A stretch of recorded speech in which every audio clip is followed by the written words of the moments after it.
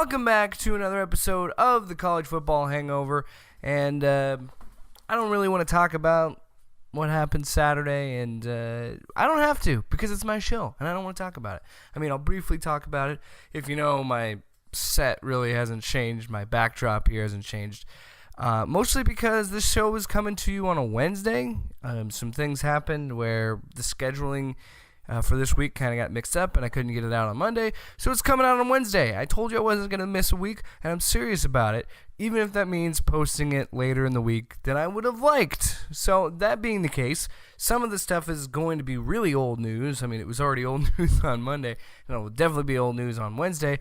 So I'm going to do something a little bit different this week. I'm going to do a little bit more of breakdowns of the week to come. I'm still going to be talking about last week, but more of the focus is going to be on the week to come. With that being said, let's get this out of the way. I was not that surprised by the outcome of the game between Ohio State and Nebraska. I really wasn't.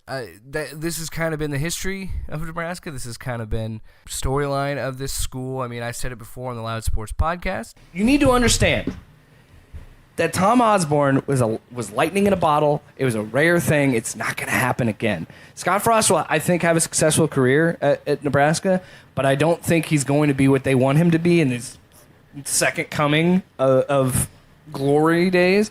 Nebraska is just going to stay where they are. There's going to be consistently an 8 or 9 win team, maybe occasionally sneak into 10-win season every now and then.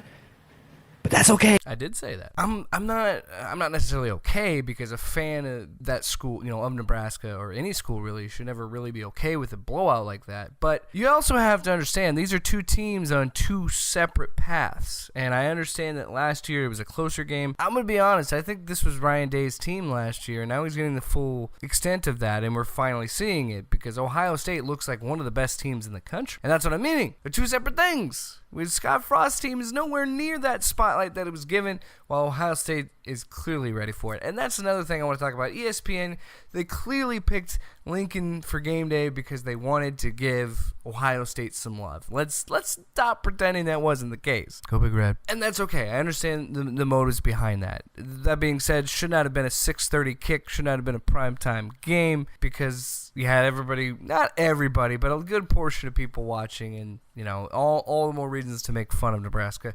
And if anything, nobody can make fun of Nebraska except me, okay? They're my team, and I'm allowed to make those jokes, not you, non-Husker fans. I guess you can make those jokes too. I'm not going to be the judge of comedy. Hell, they deserved it, man. They did not play well at all. And I'm not worried. Husker fans, don't be worried. There's a whole season ahead of us. Nothing to be scared about. God, I hope so. Cut to another storyline from last week before we move on to this current build-up for this week. I want to talk about Clemson, because Clemson had their first scare of the season where they almost lost to North Carolina, but if it wasn't for Mac Brown's hubris, they probably would have won. But honestly, I like the call. I really do. I like the call of going for 2. But honestly, with college football's overtime, I think it's better just to kick the extra point and try your hand out in overtime. Clemson's defense played very well, but so did your team. I mean, you held a pretty solid Clemson offense to 21 points.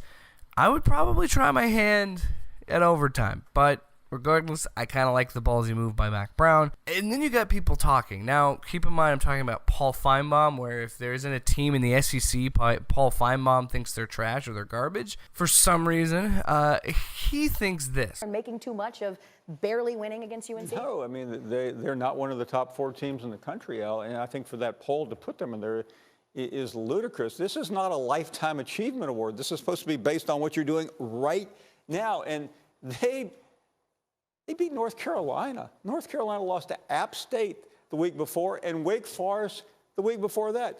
Clemson's best win is over Texas A&M by 2 touchdowns at home. Texas A&M had to hold on to beat Arkansas, which is the worst team in the SEC. To think that Clemson is not the number 2 team in the country just because they had a bad game against North Carolina is insane. It might be the craziest thing that ESPN has probably put on the air. Are you kidding me? It's not just because of what they did last year, it's what they're doing this year. This is still one of the best teams on the field, and I guarantee you put them up against Oklahoma, you put them up against Alabama or Ohio State, they would probably win that game. To say that they don't deserve to be where they are because of one bad performance, which they still won, is insane. And this is kind of the problem I run into with college football, and it's kind of annoying, and it's super, super annoying. When we look at things, this is the thing with the playoff. It's a great thing. It's at a great pageantry to the sport. But this is the problem. We start playing this game of, well, they lost at this time, and they lost at this time, and this looks prettier than this loss, and yes, they lost here, and all these different like criteria that a committee of 25 people makes up. You don't see these problems in the NFL. You don't see them in the NHL. You don't see them in the NBA. Just let the games play out and stop speculating, okay? Just let the games play out and stop with this nonsense. I'm just go to 8 teams. Just do it so I stop losing my mind. My point is, Ohio State lost to 2 different Big Ten West teams back-to-back seasons by a lot of points. Why couldn't it happen this year? But they were still considered, at the end of the year, despite their 30-point losses, they were still considered to be in the college football playoff. So people need to stop freaking out about Clemson. Calm down, Clemson. You're going to be okay. You're going to be fine. And why do they keep giving Paul Feinbaum airtime? Paul Feinbaum is one of the worst broadcasters in the history of sports broadcasting. Get him off my screen. All right, so let's talk about upcoming matchups this week. And one of them that I'm going to talk about is Auburn against Florida. Surprisingly awesome matchup between the SEC East or least and the SEC West, and you're going to see really the big challenge for Auburn. Yes, they did a great job in taking care of business last week, but we're going to see them against a very talented Florida defense, and I'm going to see if Florida's defense can keep up with Auburn's offense, because throughout this season, I think Auburn's offense has played really well. You got Bo Nix, who's already a legend because of what he did to Oregon.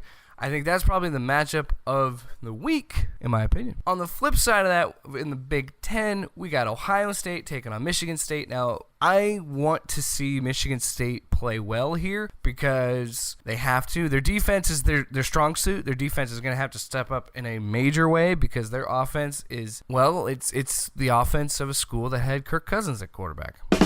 Not good. And as a Husker fan, I witnessed firsthand how good Ohio State's offense really is. Do I think Michigan State's defense is probably going to fare better? Absolutely, because they still have Mark D'Antonio helming them, and they've always been good defensively with Mark D'Antonio. I'm really excited about that matchup because I think it's another primetime game, another spotlight put on the Big Ten, and it's a Big Ten East matchup. It'll be interesting to see the matchup between Justin Fields and the Michigan State defense. His first real test defensively. Go Buckeyes, go green and white. I don't really have a stake in it, other than I'd like to see Ohio State lose because they hurt me emotionally. Those are the 2 big matchups that I wanted to talk about, and I'm really focused on this week. Granted, it's a shorter episode this week, and it's coming out later, and I apologize for that, but I didn't miss this week. I promised you I wouldn't, and I'm gonna give myself a pat on the back because old Jake would have just given up and gone next week. He would have, because he's a lazy sack. Anyway, thank you so much for watching this episode of College Football Hangover. Very late and short episode of College Football Hangover. I hope you listen to the podcasts on the Loud Opinionated Podcast Network. We've got Loud Sports, which I go more in depth on sports with 2 other hosts, Brandon Plecker and Paul Rubidoux. You can also check out the Batcast with myself and Luke Moyer. We talk all things Batman. And you can also check out, there's 4 shows. I almost just said 3. You can also check out Super Cynical Cinema, another show I do where we make fun of bad superhero movies. And, of course, the Jake Williams Show, where I talk about anything that comes to mind in my life. If you like those shows or you like this one, make sure to hit the like button and click the bell so you know when this video or the other ones go live. Thumbs up if you like it. Thumbs down if you don't. Probably because you're Paul Feinbaum. Anyway, do yourself a favor and watch some football, nerd.